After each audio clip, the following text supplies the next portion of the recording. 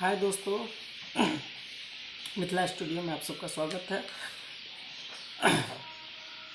मैंने एक नोटिफिकेशन जारी किया था, आपको 2 तारीख को डाला था।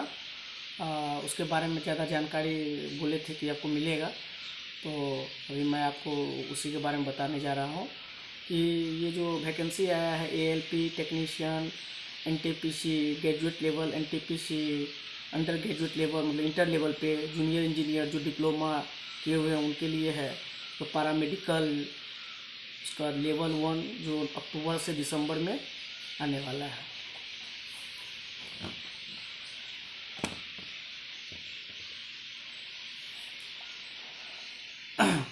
तो मैं ये कहने जा रहा था, अभी तो फ़िलहाल अभी एएलपी का अथी चल रहा है, मतलब फॉर्म फिलअप हो रहा है।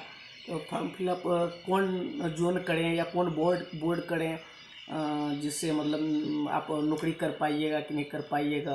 हाँ, मतलब ऐसा भी तो हो सकता है कि आप नौकरी जॉब जहाँ ज़्यादा वैकेंसी वहाँ पर लेने के चक्कर में आपने वहाँ फॉर्म फिलअप कर दिया और बाद में पता चला कि जब जॉब हो जाता है तो मतलब बहुत दिक्कत होती है। हाँ, आदमी कर नहीं पाता है नौकरी वहाँ पे, फिर उसके बाद जो है सो वो अपना घर की तरफ ट्रांसफ़र करने में या म्यूचुअल खोजने के चक्कर में लग जाता है। जो इस बार रेल का सख्त निर्देश दिया हुआ है, जब आप फॉर्म फिलअप करिएगा तो ये दिया हुआ है कि मतलब आप जो है सो जो उसका टर्म एंड कंडीशन है रेल का, 10 साल आप वो जो डिवीज़न में आप नौकरी कर रहे हैं, जोनल ऑफिस में नौकरी कर रहे हैं, जो जोन में आप नौकरी कर रहे हैं वहाँ 10 साल पूरने के बाद ही आपको जो ऑन रिक्वेस्ट आप अपना होम होम टाउन आ सकते हैं। उससे पहले आप आपका ऑन रिक्वेस्ट करेंगे भी तो वो मतलब आपका एक्सेप्ट नहीं करेगा जोन। तो इसीलिए आप लोग से यही कहना चाहूँगा कि नौकरी तो ठीक है, आपका तैयारी है, आपका कॉन्फिडेंस लेवल हाई है तो आपको नौकरी हो जाएगा। ठीक है। आप मान लीजिए सिकंदराबाद, आप बिहार यूपी का स्टूडेंट हैं, आप सिकंदराबाद बोर्ड भर रहे हैं। हाँ, अब वहाँ पर भर रहे हैं, ठीक है, वहाँ पर ज़्यादा सीट है या मुंबई में ज़्यादा सीट है।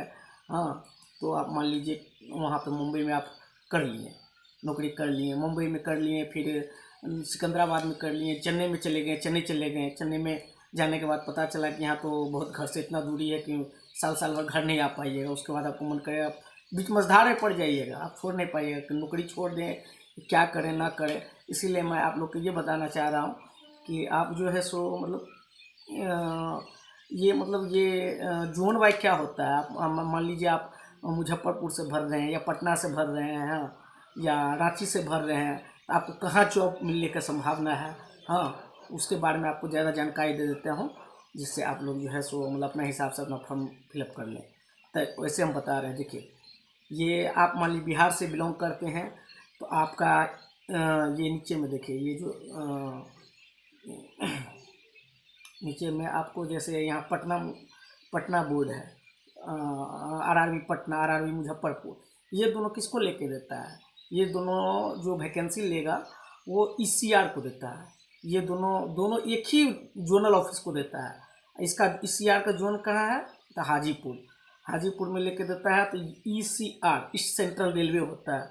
ये जितना भी मुजफ्फरपुर पटना बोर्ड है वो ईसीआर को स्टूडेंट का मतलब तैयार करके दे देगा। ईसीआर सोचेगा कि हमको अब ईसीआर के कितना, ईसीआर के अंदर में 5 डिवीज़न आता है। वो 5 डिवीज़न ये है, समस्तीपुर डिवीज़न है, सोनपुर डिवीज़न है, हाँ, फिर सोनपुर डिवीज़न के बाद दानापुर डिवीज़न है, मुगलसराय डिवीज़न है और धनबाद डिवीज़न है। धनबाद डिवीज़न इतना बड़ा है कि आपको कह नहीं सकते हैं। ये 4-5 राज्य को मतलब वो देखता है, जैसे यूपी को भी देखता है, मध्य प्रदेश का सिंगरौली तक ये फैला हुआ है, झारखंड फैला हुआ है, बिहार में फैला हुआ है। तो इसीलिए अगर आपको मुगलसराय या दानापुर या सोनपुर या समस्तीपुर देता है तो आपको उतना दिक्कत नहीं होगी। पर धनबाद दे देगा तो आपको थोड़ा सा दिक्कत होगा, लेकिन फिर भी आप ज़्यादा दूरी में नौकरी नहीं कर, ज़्यादा दूर नहीं हो पाएगा। ये मतलब मोटा मोटी ठीक ठाक है, इतना दूर आप कर सकते हैं। रात भर का जर्नी रहेगा, कहीं भी घर रहेगा तो आप घर चल जाइएगा। लेकिन वही जो आदमी अहमदाबाद भरेगा या अजमेर भरेगा या बेंगलोर भरता है या भोपाल बोर्ड भरता है, इन लोग को 24 घंटा 48 घंटा कम से कम चाहिए। बिलासपुर भरता है। तो इस चीज़ के लिए आपको समझाने के लिए मैंने अभी आपको किया हूँ कि देखिए, ये पटना में जितना भी वैकेंसी है, मान लीजिए पटना बोर्ड में 38 ठो है, ठीक है, और मुजफ्फरपुर में 38 ठो है टोटल वैकेंसी, ठीक है। तो टोटल वैकेंसी 38 ठो है, ठीक है। आपको लग रहा है कि इसमें हम बहुत कम सीट है तो इसमें नहीं भर सकते हैं, तो आप इससे थोड़ा सा दूरी चल जाइए, आप उससे दूरी चल जाइए south eastern railway Ranchi board जो है, ये रांची बोर्ड भर दीजिए। रांची बोर्ड में ठीक ठाक सीट है, 153 ठो सीट है। तो रांची बोर्ड देखिए किस किस जोन को लेके देता है। रांची बोर्ड देता है SER, साउथ ईस्टर्न रेलवे, ठीक है। साउथ ईस्टर्न रेलवे का जोनल ऑफिस है कलकत्ता, ठीक है। और ये आपको Ranchi board south eastern railway का है। तो साउथ ईस्टर्न रेलवे में आपको बहुत दूर जॉब नहीं होगा। जैसे देखिए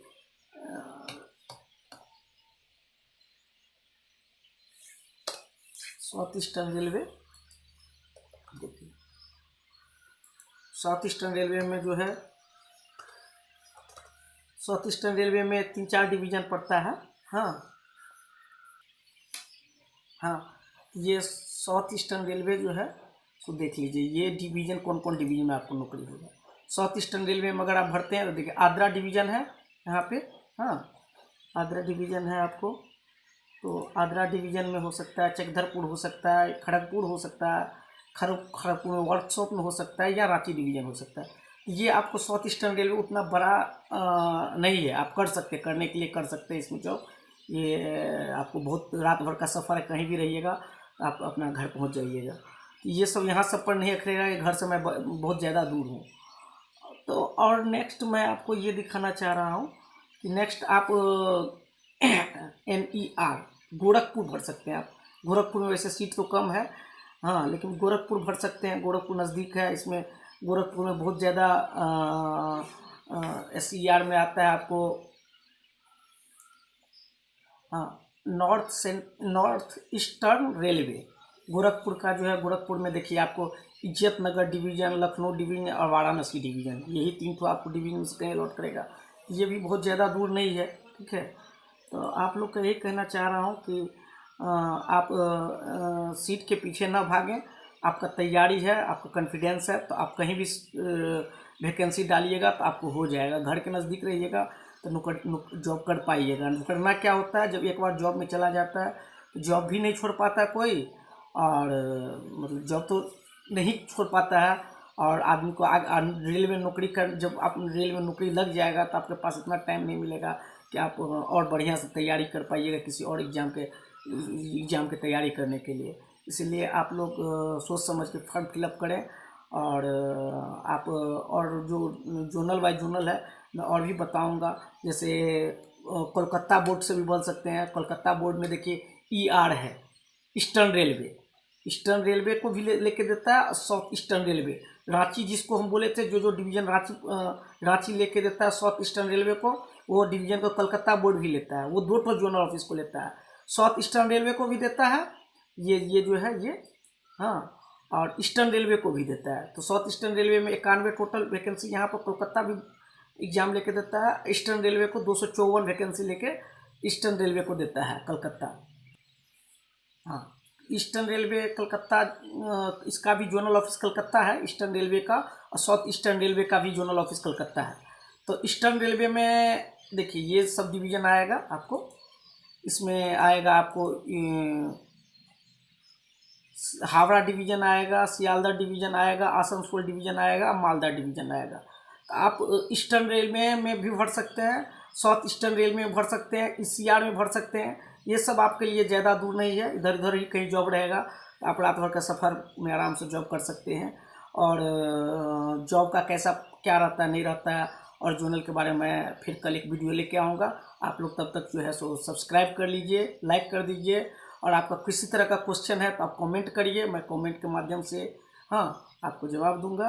और कहीं भी फॉर्म फिलअप करने में कोई प्रॉब्लम आता है तो वो भी आप मैसेज कर सकते हैं, हाँ, मैं उसका जवाब दूंगा। और तत्काल के लिए धन्यवाद। Bye bye.